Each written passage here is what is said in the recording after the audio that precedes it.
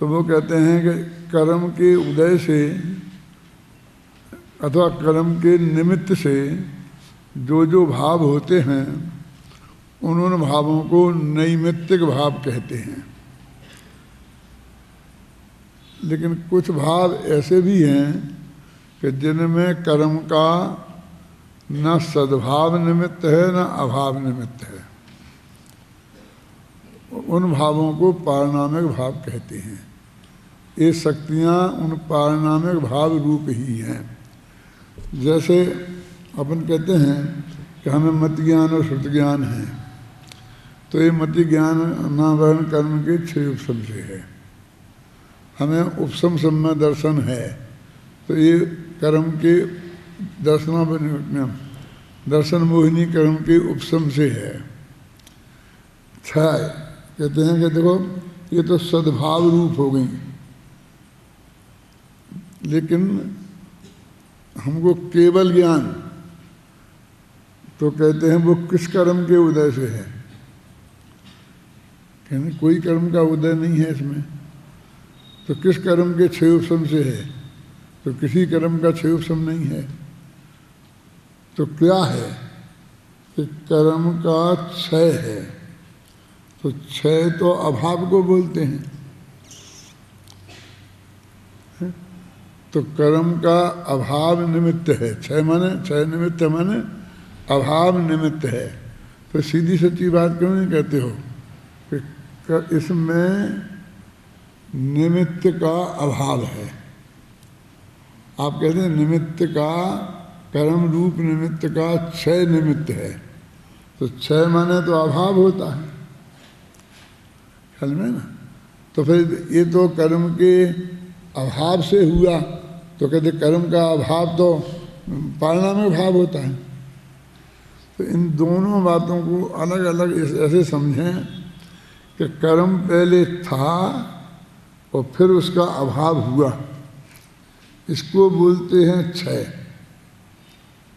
तो केवल ज्ञान हुआ, और अनादि से लेके अनंत काल तक ये जीव ज्ञानानंद स्वभावी था, है और रहेगा।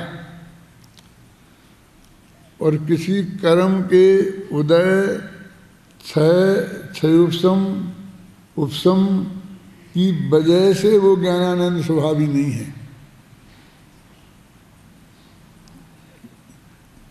ना इनके और ना इसमें कर्म का क्षय माने अभाव और उदय माने सद्भाव अथवा क्षय उपशम।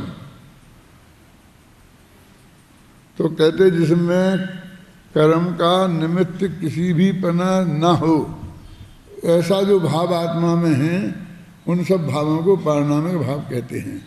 वैसे तो इसमें अपने 3 ही पड़े हैं, एक जीवत्व, एक भव्यत्व और अभव्यत्व, लेकिन वे तो अनंत हो सकते हैं। अनंत गुण जो आत्मा के हैं वे सभी पारणामिक भाव रूप हैं।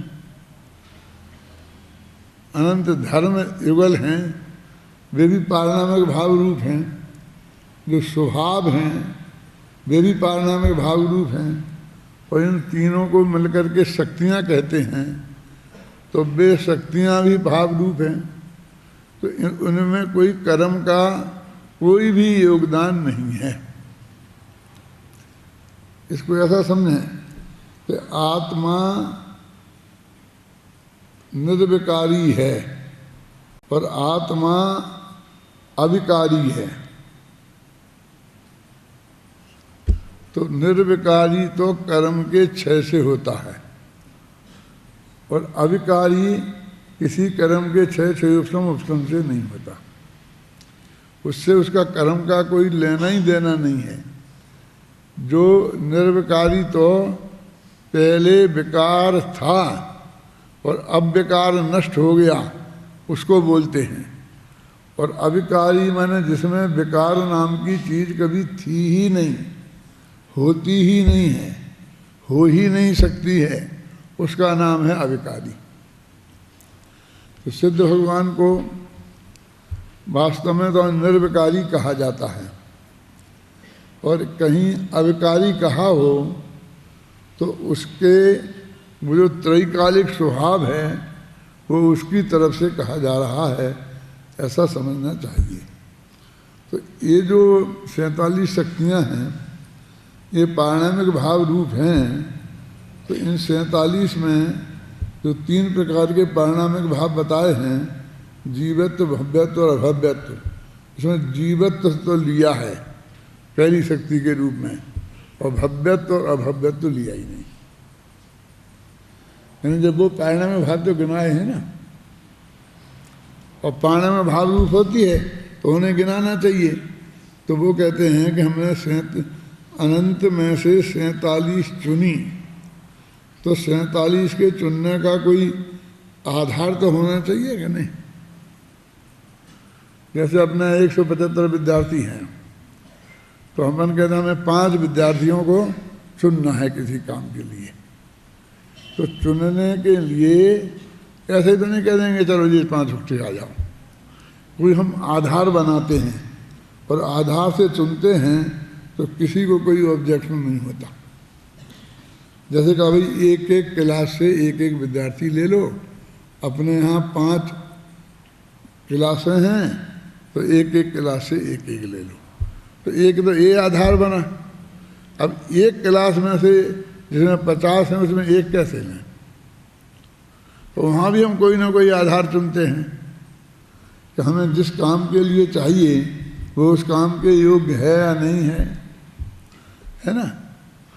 कि भाई हमको 5 भाषाओं को जानने वाले चाहिए, तो उस क्लास में जो 5 को हमें चुनना है, तो वे 5 हिंदी, गुजराती, मराठी, कन्नड़, तमिल, अंग्रेजी, इन भाषाओं में से हम एक एक को चुनेंगे ना, तो फिर उसका एक आधार बन गया। तो ऐसे कोई आधार होना चाहिए। तो वो कहते हैं कि हमने जो अनंत शक्तियों में से 47 शक्तियाँ चुनी हैं, उनका आधार है कि उन शक्तियों को हम जानें तो कम से कम आत्मा हमारी तरफ अच्छी तरह समझ में आ जाना चाहिए। जब आत्मा का कल्याण आत्मा के जानने से ही है, तो आत्मा जानने में अच्छी तरह से आना चाहिए ना। तो अपन कहते हैं कि उसे चारों ओर अच्छी तरह से जानो, चारों ओर देखो, चारों ओर से देखो। तो अपन का किसी चीज़ को जब अच्छी तरह जानना चाहते हैं तो उसके 3 चक्कर लगाते हैं। 3 चक्कर जो अपने मंदिर में प्रदक्षिणा दी जाती है 3, वो वास्तव में 3 नहीं है, 3 अनेक प्रदक्षिणा दो, ऐसा अर्थ है उसका। लेकिन हिंदी में 2 वचन होते हैं, एक वचन और एक बहुवचन। उन एक को छोड़कर बाकी 2, 3, 4 जितने भी हैं उनको बहुवचन में ले लिया। अंग्रेजी में भी ऐसा ही है। एक संस्कृत भाषा ऐसी विचित्र है कि उसमें 3 वचन होते हैं, एक वचन, द्विवचन और बहुवचन। मानो वो 2 वचन को बहुवचन में नहीं लेती है, अलग गिनाती है। फिर 3 को 3 वचन नहीं कहती है, फिर बहुवचन 3, 4, 5, 6 सबको बहुवचन कहती है। तो वो कहते हैं कि हम कोई भी चीज़ समझना हो तो उसे हम 3 प्रदक्षिणा, 3 प्रदक्षिणा माने हम संस्कृत वाली संस्कृति से आए ना, माने हम किसी चीज़ के अनेक चक्कर काटना। कि अनेक चक्कर माने कितने चक्कर काटें, तो कहते जितने में वो बात हमें अच्छी तरह स्पष्ट नहीं हो जाती, तो चक्कर काटने से कैसे स्पष्ट हो जाएगी। अरे चक्कर काटने से माने चारों ओर से देखना है, आगे से, पीछे से, अगल से, बगल से, चारों ओर से किसी चीज़ को देखना, उसका नाम है, उसको कि तुम तो आओगे और 3 चक्कर खाओगे, बोलते क्या नहीं। माने इस बात को यदि तुम्हें जानना है तो अनेक चक्कर काटोगे, ये लोक में गर्ज का प्रतीक हो गया। तो वो कहते हैं कि हमें आत्मा को यदि देखना है तो चारों ओर से देखो। अब जो 1 और 2 अब 3 और 4 आ गए। अब तीनों ओर से देखो नहीं कहते हैं, चारों ओर से देखो। तो इसका मतलब है अनेक ओर से देखो, है देखो, है ना, और बार बार देखो। तो चारों ओर क्या है आत्मा की, इसका तो हम ये कह सकते हैं कि ऐसा जो है ये इसका चारों ओर हो गया। तो आत्मा का चारों ओर क्या है, तो कहते द्रव्य, क्षेत्र, काल और भाव, इनको बोलते हैं चारों ओर। अंग्रेजी में बोलते फोर एंड वाइड। कि किसी चीज़ का निरीक्षण करना हो और गहराई से करना हो तो उसके चारों ओर से निरीक्षण करना चाहिए, है ना, चारों ओर से देखो। जैसे कि अपन कहते हैं ना कि एक कितना लंबा चौड़ा है, ऐसा देखो, है ना, किसी चीज़ में। फिर इसका कितना वजन है, कितना हल्का भारी है, ये देखो। किसी चीज़ को देखना हो तो कई दृष्टियों से देखा जाता है ना, उसके आकार प्रकार से, उसके वजन से, उसके ठंडे गर्म से, और प्रश्न हो सकते हैं। तो जितने भी पक्ष हो सकते हैं उनकी तरफ से देखो। तो आत्मा का द्रव्य की दृष्टि से देखो, क्षेत्र की दृष्टि से देखो, काल की दृष्टि से देखो और भाव की दृष्टि से देखो। तो उन्होंने 47 शक्तियों के चुनाव में चारों दृष्टियों से हमें आत्मा को समझना चाहिए। तो चारों ओर से देखा है। अब जो सबसे ज़्यादा महत्वपूर्ण है वो भाव होता है ना, द्रव्य, क्षेत्र, काल, भाव। तो वो कहते हैं कि आत्मा में जो अनंत शक्तियां हैं तो उनमें आत्मा का स्वभाव ज्ञान स्वभावी है। आत्मा जानना उसका स्वभाव है। तो कहते जानना उसका जीवन है। यदि जीव को अन्य द्रव्यों से पृथक करना हो तो वो जो जीना है, वो जीवत्व शक्ति है, वो ही सबसे बड़ा कारण है। और जीना माने तो वो कहते हैं कि जानना। आत्मा का जीवन जानना है, आत्मा का कर्तृत्व जानना ही है। आत्मा जो कुछ करता है वो जानना का काम ही करता है। वो जो कुछ भोगता है तो वो ज्ञान को ही ज्ञेय रूप से अपना करके ही उसी का नाम वो भोग है। तो वो कहते जानने वाले जो पॉइंट को उनने सबसे पहले उठाया। जीवत्व शक्ति तो हो गया, जीव तो हो गया लक्ष्य जिसे जानना है। अब ज्ञान है गया उसका लक्षण। तो सबसे पहले जीवत्व शक्ति में उस द्रव्य को, और फिर उसकी दृष्टि शक्ति और ज्ञान शक्ति। तो कहते ज्ञान ज्ञाता दृष्टा आत्म राम। तो उनके जानने और देखने को समझाया। तो उस जानने और देखने को समझाया तो दृष्टि शक्ति और ज्ञान शक्ति की बात समझ में आती है। लेकिन फिर उसके बाद में सर्वदर्शित्व शक्ति, सर्वज्ञत्व शक्ति, इनकी क्या जरूरत थी? जानना का तुमने कह दिया था ना। तो कहते वो जानना तो कह दिया, लेकिन ये सबसे मेन है ना।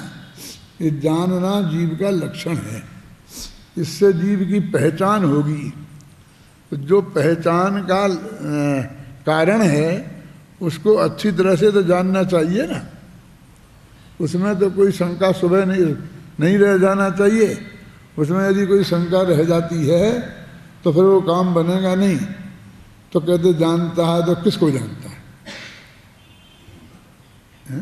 ऐसा प्रश्न खड़ा हुआ तो उसने कहा सबको जानता है। अब जो चिति है, चेतना है जीव की, जो चेतना लक्षण है ना जीव का, तो कहते वो ज्ञान जानने रूप और देखने रूप होती है। तो देखना और जानना, इसलिए जीवत्व शक्ति के बाद चिति शक्ति उसका लक्षण जीवत्व शक्ति लक्ष्य, चिति शक्ति लक्षण, और वो देखने जानने रूप होता है। तो इनको स्पष्ट करने के लिए दृष्टि शक्ति और ज्ञान शक्ति। तो कहते किसको जानना? तो क्या सबको जानना दे, सबको देखना। तो सर्वदर्शत्व और सर्वज्ञत्व शक्ति, तो वो उसके जानने के स्वरूप को ही स्पष्ट करने वाली ये शक्तियां हैं, जो शुरू शुरू में उन्होंने ज्ञान से संबंधित शक्तियां रखी। तो फिर वो कोई ऐसा प्रश्न खड़ा होता है कि भैया कि सबको जानेगा, अलग अलग जानेगा कि हाँ, तो वो सुपर प्रकाश तत्व शक्ति उन्होंने वो समझाई। फिर वो कहता है कि जानने जाएगा तो बहुत तकलीफ का काम है, क्योंकि ये सारा लोकालोक अलोकाकाश तक फैला हुआ है। तो इस अलोकाकाश में तो ये आत्मा जा ही नहीं सकता। तो इस एक काम तो बहुत कठिन हो गया। तो वो कहते कि नहीं, वो भगवान आत्मा में ऐसा स्वभाव है कि उसमें सारी दुनिया आके झलकेगी, स्वक्षत्व शक्ति है, सारी दुनिया झलकेगी और अपना आत्मा कि वो भी झलकेगा। तो प्रकाश शक्ति, तो इस तरह अनेक शक्तियाँ वो जानने के स्वरूप पर, क्योंकि वो मुख्य है ना लक्षण, जानना आत्मा का मुख्य लक्षण है, वही उसका काम है कि जानने के अलावा जीव और क्या करता है। अपना यही बोलते हैं ना, पर के साथ पर को जानने के अलावा और क्या करता। ऐसा नहीं कि अपने को नहीं जानता या सुखमय नहीं होता। मैंने जानने की जब बात चली तो किसको जानने की बात चली, तो कहते ऐसा कोई भेद इस जगत में है ही नहीं कि किसको जानना किसको नहीं जानना, क्योंकि उसका स्वभाव तो सबको ही जानना है। तो इस तरह ज्ञान के स्वरूप को स्पष्ट करने वाली अनेक शक्तियाँ आरंभ में बताएं। फिर जब हम प्रदेशों पर गए, क्षेत्र पर, तो उन्होंने कहा असंख्य प्रदेशत्व शक्ति। ये आत्मा में असंख्य प्रदेश होते हैं, है ना। फिर हम काल पे गए तो उन्होंने कहा उत्पाद व ध्रुवत्व शक्ति, कि वो निरंतर उत्पन्न होता है, नष्ट होता है, फिर भी ध्रुव रहता है। फिर उसके काल के पक्ष को स्पष्ट करने वाली बहुत सी शक्तियाँ हैं। तो इस तरह हम विचार करेंगे तो इस शक्तियों में 47 शक्तियों में द्रव्य गुण पर्याय स्वरूप जो भगवान आत्मा है वो बहुत अच्छी तरह से स्पष्ट हो जाता है। ज्ञान शक्ति में और दृष्टि शक्ति में खासकर इस बात पर बहुत बल दिया है कि ऐसा लगता है कि इतना काम, हाय राम, इतना इतना इतना तो हमसे नहीं होगा। तो वो ज्ञान जानना तेरे में अत्यंत सहज रूप से होता है, उसमें तुझे रंच मात्र भी श्रम नहीं करना है, क्योंकि वो आत्मा का स्वभाव है। स्वभाव उसे कहते हैं कि जिसके करने में रंच मात्र भी श्रम नहीं हो, थकान नहीं हो। तो कहते तेरा स्वभाव तो अनंत पदार्थों को प्रति समय अनंत काल तक जहाँ भी हो वहाँ बैठे बैठे गर्दन हिलाए बिना, ऐसी और ऐसी किए बिना, जैसा है वैसा रहते हुए सारे पदार्थ उसके जानने में आ जाएं, ऐसा तेरे जानने का स्वभाव है। तुझे गर्दन हिलानी पड़े ऐसा तेरा स्वभाव नहीं है। तो कहते वो गेयों को फिर बहुत बड़ी दिक्कत है कि उन्हें आना पड़ता होगा। तो कहते हैं कि वे गे अपनी जगह से रंच मात्र हिले नहीं, और तुम जानो इसके लिए उन्हें कोई प्रयत्न नहीं करना पड़े। ऐसा नहीं है कि उसे तुम्हारी फोटो खींचना है तो कह भैया तो सामने अच्छी तरह से खड़े हो जाओ, है ना, ऐसा हो जाओ, ऐसा हो जाओ, हिलना मत, है ना, उधर थोड़ा सा मुस्कराओ, आंखें खुली रखना, आंखें बंद हो जाती हैं तो अच्छा नहीं लगता। तो कितने कितने बंधन आप पर डालता है आपकी एक फ़ोटो खींचने के लिए। तो आपको झल्लाहट आ जाती है कि रहने दे हमको, जैसा तुम जैसा है वैसा खींच ले। हमको तेरी इतनी ये शर्तें हम पे पूरी नहीं होंगी। अब तुम कहता नहीं साहब अच्छा खिलखिला कर हंसो, तो खिलखिला के हंसने का कोई कारण होना चाहिए ना, जिसके सामने होता है। तो ऐसी आती है कि ऐसा थोड़ी है कि हमें अंदर से हंसी आई नहीं रही है और बाहर से खिलखिला के हंस दें, तो रावण जैसा हंसना होगा फिर वो कि उस जो पात्र नाटक कर रहा है ना रावण का, उसे हंसी तो अंदर से कुछ आती नहीं है और हंस रहा है। ये टीवी के शोरूम आते हैं ना, तो उनमें कुछ लोग ऐसे ही बैठे रहते हैं कि दिन भर उनकी हंसने की ड्यूटी है, और वो इतना स्वाभाविक रूप से हंसते हैं कि अपन को और बात पर हंसी आए चाहे नहीं आए उनके अस्वाभाविक रूप से हंसने पर हंसी अवश्य आती है। तो ये कहते भाई ये ऐसे ही करता रहता है। तो कहते उसको भैया इसी के पैसा मिलते हैं, उसे 2 रोटियां खाने को सिर्फ इसीलिए मिलती हैं कि यहाँ पर इतना वो हास्य का प्रसंग, वो चित्र जो अपन देखते हैं ना, जिसे देख के वो हंसता है, अपन को हंसी आती नहीं है। यदि वो सचमुच हास्य का प्रसंग है तो हमें भी हंसी आना चाहिए ना, है? तो आप ये शिकायत नहीं कर पाओ कि हमें हंसी नहीं आती है, तो कहते तुम्हें नहीं आती तो हम क्या करें, देखो वो तो कितने हंस रहे है ना, वो तो कितने हंस रहे। तो ऐसा नकली हंस की बात नहीं, भगवान आत्मा का जो जानने का काम है वो सब ऐसा सहज स्वाभाविक रूप से होता है। इस बात को बताने के लिए भी इन 47 शक्तियों के प्रकरण में बहुत मेहनत की है। तो ये शक्तियाँ पारिणामिक भाव रूप हैं, माने पारिणामिक भाव रूप का अर्थ ही ये होता है कि इन्हें आत्मा को जैसा वो है उसे वैसा रहने के लिए किसी भी श्रम की जरूरत नहीं है, सहज उनका परिणाम ही ऐसा है बस, है? तो वो उसको कहते हैं पारिणामिक भाव। दूसरी बात यह है कि इन शक्तियों के प्रकरण में जिस भगवान आत्मा की बात चल रही है, उस भगवान आत्मा में आत्मद्रव्य के साथ साथ उसमें विद्यमान अनंत गुण और उनका निर्मल परिणमन शामिल है। क्यों पर कहते हैं आत्मा का द्रव्य गुण पर्याय रूप आत्मा। प्रत्येक वस्तु द्रव्य गुण पर्याय रूप है ना। द्रव्य गुण पर्याय रूप है तो कहते हैं कि इस आत्मा में अपना द्रव्य भी शामिल है और अपने में होने वाले अनंत गुण वे भी शामिल हैं। जब अनंत गुण कहते हैं तो वे अनंत धर्म भी आ जाते हैं कि जिनके अनंत धर्म है ना, और अंतर बताया था ना, जिसकी पर्याय होती हैं उन्हें गुण कहते हैं और जिनका विरोधी नहीं होता है, और जिसकी विरोधी होता है और पर्याय नहीं होती उन्हें धर्म कहते हैं।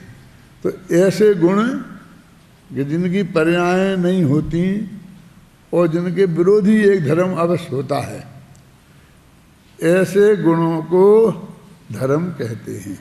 असल में वो गुण ही हैं।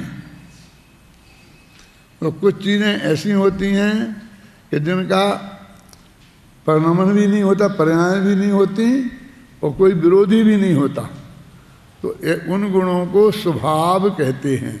तो ये तीनों एक तरह से गुण ही हैं जिन्हें हम गुण, धर्म और स्वभाव कहते हैं, और इन तीनों को ही शक्तियाँ कहते हैं। तो ऐसा कहेंगे एक तरह से ये सारी शक्तियाँ उस भगवान आत्मा में हैं, अनंत शक्तियाँ। ऐसा कहा ना, तो आत्मा द्रव्य और उसमें रहने वाली उसकी अनंत शक्तियाँ ये शामिल हैं। फिर कहते पर्याय, तो कहते हैं कि उसकी निर्मल पर्याय वो भी शामिल है। तो वो कहते हैं इसमें तो शक्तियाँ तूने पारिणामिक भाव रूप बताई हैं, और तुम ये कह रहे हो कि वो पर्याय शामिल हैं, तो पर्याय तो कभी पारिणामिक भाव रूप होती नहीं। तो वो कहते हैं कि इसमें शक्तियों को उछलना लिखा है कि उछलती हुई शक्तियां, तो ये उछलना है वो पर्याय। जब कोई उछलना होता है किसी, हम क्यों उछल पड़ते हैं? जब कोई बहुत सुखद समाचार हमें मिलता है तो हम एकदम खुशी से उछल पड़ते हैं। तो ये उछलना हमारे अनंत सुख का, अनंत खुशी का प्रतीक है। तो वो कहते हैं वो निर्मल पर्याय है, वो तो ही खुशी होगी, इसलिए उसकी पूर्ण निर्मल पर्यायों को इसमें शामिल किया है। तो जो शक्तियां हम कहेंगे कि जो अनंत शक्तियां हैं भगवान आत्मा में, कहते हैं ना अनंत गुणों का गोडाउन है, अनंत शक्तियों का संग्रहालय है। तो अनंत जो शक्तियां हैं भगवान आत्मा में, तो अब शक्तियों में तो गुण भी हैं, वो धर्म भी है और स्वभाव भी है। जब आत्मा को अनंत शक्तियों का संग्रहालय कहा तो उसमें स्वभाव धर्म भी आ ही जाते हैं, स्वभाव भी आ ही जाते हैं। यदि उनको इस धर्म को छोड़ना होता तो अनंत गुणों का गोडाउन ही कहते, अनंत शक्तियों का संग्रहालय नहीं कहते।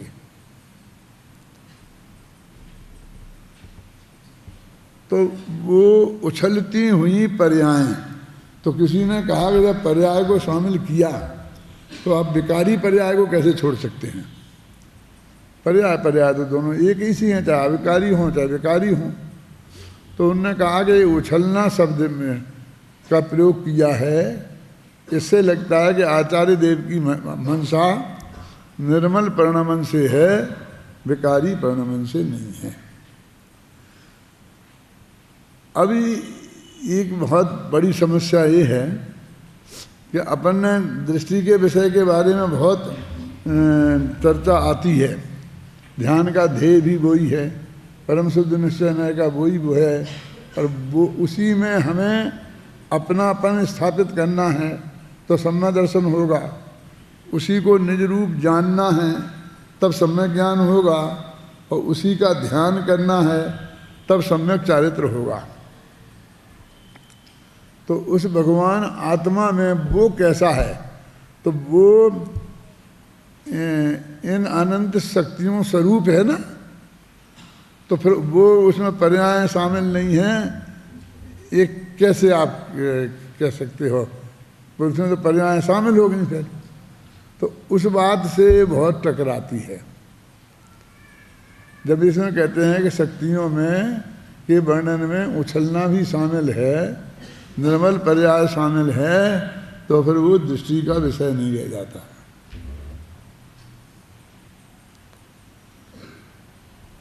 है ना? तो उसका उनने समाधान ये करने की कोशिश की है कि भाई वो यदि ज्ञान शक्ति उछले नहीं, माने स्वभाव रूप से परिणमन नहीं करे, तो वो ज्ञान शक्ति का स्वरूप जानने में ही कैसे आएगा? सुख शक्ति उछले नहीं तो उसका स्वरूप जानने में कैसे आएगा? इसलिए वो उसका उतना जानना जरूरी है, और उसके बारे में आगे यथास्थान विस्तार से चर्चा आएगी कि भाई इस समस्या का क्या समाधान है।